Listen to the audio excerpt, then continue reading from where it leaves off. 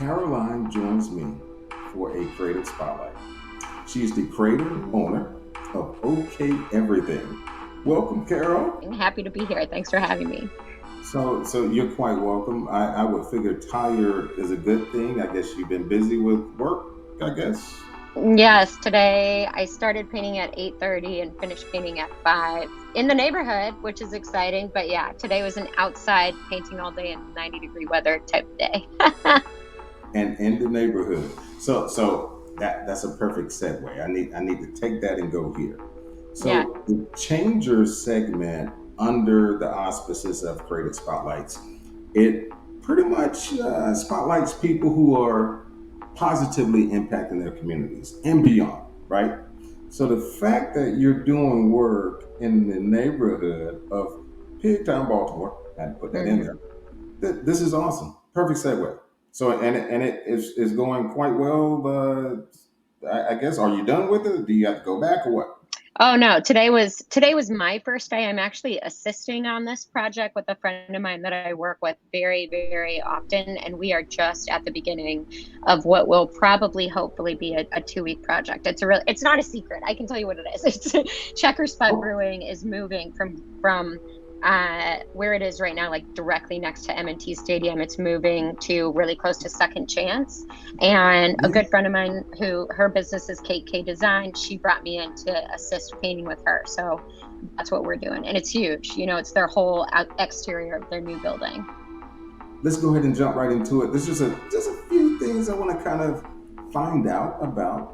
Okay, everything as well as our viewers. Okay, Mm. so first and foremost, okay, everything. That name got me in a good way. I love creativity. Oh, yeah.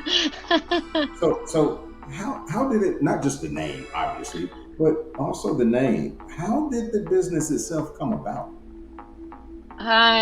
Yeah, the name is like something I don't even know if I can explain it or where it came from. And I often am like, do I need to change the name of this business? But I've gotten a lot of positive feedback. I think like I'm a pretty strange, all-encompassing type person, and I also do just so many different things all of the time that uh pigeonholing myself into a very specific name was something I knew immediately that I could not do.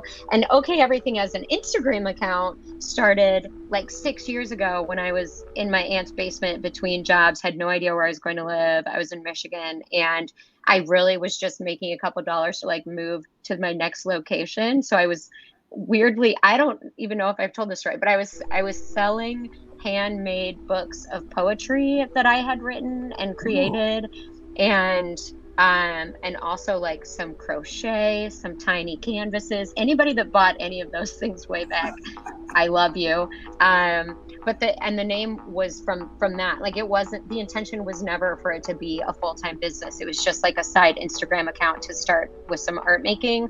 And then the name stuck, and I kept doing tiny things here and there. And then wow. when I quit my job almost 2 years ago, that was already existing, and so I just capitalized on it, and I like it, just resonates in my bones, really. Yeah, yeah. No, no, that's cool. Okay, everything. I like when I first saw it, I'm like, okay, she's an artist, she's a creative for one. Yeah. I need to know what's behind that name though. It's just Yeah. it's so unique.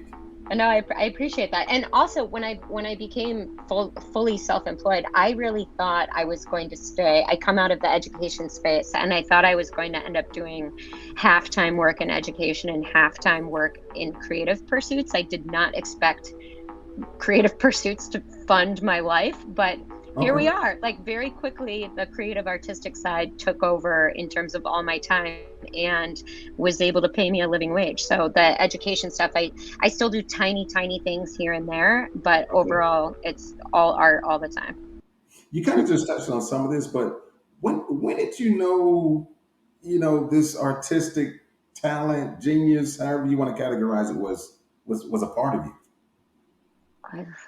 I mean, truth, like, the first art endeavor thing that like really sticks out in my brain, other than like peel off nail polish when I was very, very young. It's like when I was really little, one of my favorite things to do was to dress up my dolls and pose them.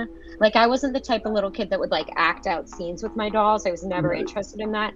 I Right. just wanted to like do their hair and give them very specific outfits and pose them and take pictures of them with like disposable cameras. And this, I must have been like 7. Like that was one of my favorite activities to do.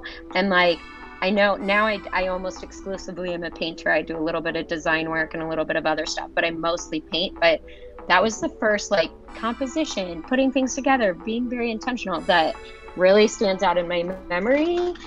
But I've always done, I don't know. Art has always been important to me, and I also distinctly remember like being a little kid and people being like, "What do you want to be when you grow up?" And artist was always the thing I said. Which like now it's like, Really? "Oh yeah, that's cool," but like for 25 years that was a joke. You know, like I never would have expected this to be where I end up, and I'm so happy I did. But I never ever would have expected this.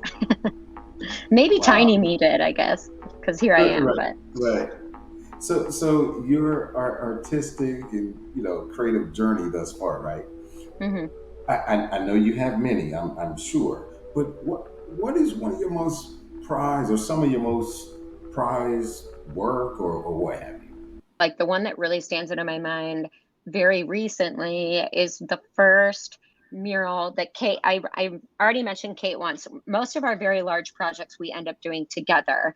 And our first mural that we got to do together, where we designed the whole thing, we executed the whole thing. It was through Waverly Main Street in Baltimore, and Oh, they hired us to do a mural to be like a placemaking mural for the Waverly Commons, which is an area in the city where they have the Waverly Farmers Market and like a bunch of really cool stuff, really a lot of mhm. programming.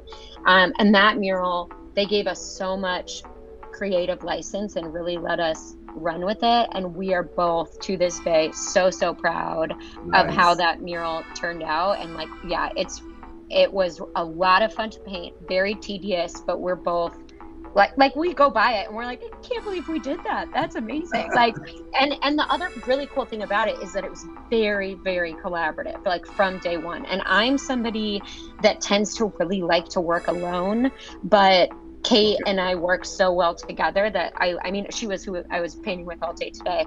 And that project truly from start to finish, it was a wholly collaborative project. And I think that's really, really Nice. hard to do, but we did it and we're both so proud. And it's like not anything either of us ever would have created independently, but Right. Right. together it was, yeah, yeah, it was awesome. I'm Wow. trying to think if I have any like individual projects that can even compete with that. I did get to paint, my first solo mural was for a restaurant in Alexandria, and the Okay. thing that I love to do the most is lettering. And this mural had a lot of lettering in it. It was like a welcome statement and like recipes and ingredients, like all over the walls of this restaurant. And that was, I'm pretty proud of that because it was, you Wow. know, my first big mural by myself. And it was very, very me. It was a very me Absolutely. project.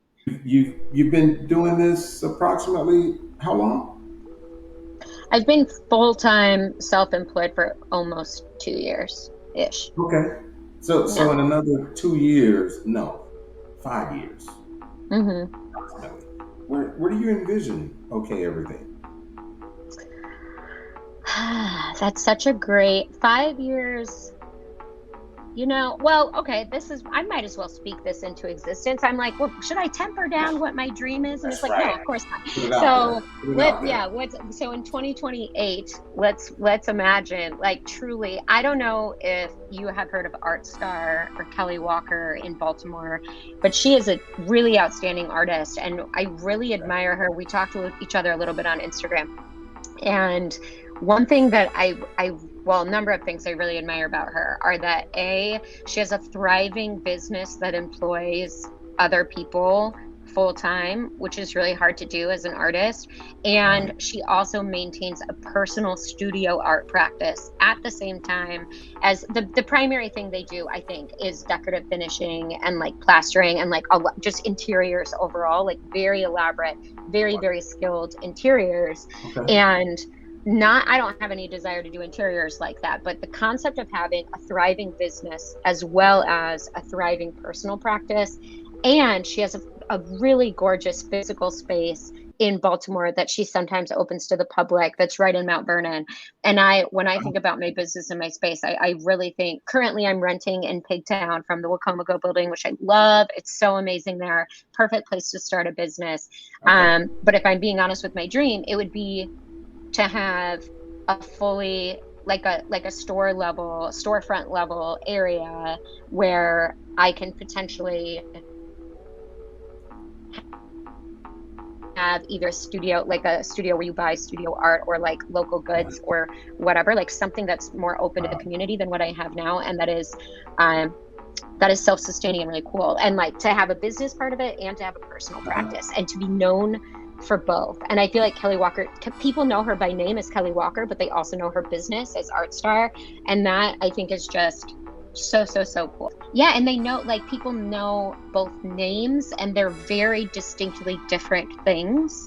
And they're both outstanding. They're both like hugely successful, at least from an outsider's point of view. So it would be to Right. get myself to something like that where I can be standalone. I don't really right now I don't care that much about having full-time employees. It would be cool to like do that and be building the local economy and all of that and mentor other people. Um for me it's more about having like both elements embedded in what I do every day. Those that are currently in that space and Hmm. those who are aspiring, right, to venture into their creative journey, if you will. What what type of words of wisdom would you impart to them? I mean, I don't know. I've done a lot of work with a lot of people, especially in like mentoring and coaching space. And I Uh-huh. really think like it's so hard to get. I don't really believe in giving unsolicited advice as a concept, but what I feel like I can speak from like my experience and things that have done well for me, but I know that like everybody's on their own journey. There's so many different paths to get to like successful outcomes. Everybody's definition of success is different. But I think things that really matter are being as authentic as you can possibly be, and like re- and with that comes being very honest with yourself, which I think can be really hard to do. And to couple with that is surrounding yourself with people that really see you and can mirror back to you what it is that they see. Because I can tell you when I like went solo, I was not the person that had tons of money saved and like was really thoughtful and like had a side hustle and then made it really big. Like for me, it was very willy-nilly. But I have a lot of professional experience that really helped me be financially stable very quickly. But Uh-huh. I think the thing that really did it for me is I surrounded with my people. I tried to speak as honestly as I could at all times, and I Mhm. surrounded myself with people that I think really saw me in ways that I didn't have the confidence or didn't have whatever it was to be able to see the same things that they were seeing. And when people were Yeah. reflecting back to me what they saw and like the belief that they had in me, it has Mhm. sustained me. It still does. Like I still have moments where I'm like, "Oh, I need to go get a real person job." Like I need to go look at Indeed today. And like people will be like, "No, you don't. Like stop. You're going to like turn around tomorrow and have another, like five-figure mural gig. Like don't even worry about it. You're going to be fine." And they're right. That's right. So That's I right. think I think if I'm on the spot like that, it'd be like be as authentic and honest as you possibly can, and surround yourself with people that are going to see you and help you out when maybe you don't have the Mm. confidence or the visibility to really see yourself accurately. Wow, that's a mouthful, and I undeniably, wholeheartedly agree. I want to thank you so much for joining me for this segment, and just again, openly and candidly sharing this information. So I really appreciate it. Yeah, thanks for inviting me on. This is super fun. I love it. So everyone, thanks for joining, watching in for this spotlight session. Continue to support the channel by subscribing, liking, and sharing. I really appreciate it. Let me make sure I put that up there for you at Life Writing with CJ. You see, I rebranded the name a little bit, right? Life Writing with CJ. Thank you guys so much again for continuing to support us. Hang around for more. So much more is in store. Thanks for supporting lifewriting.com, where writing speaks.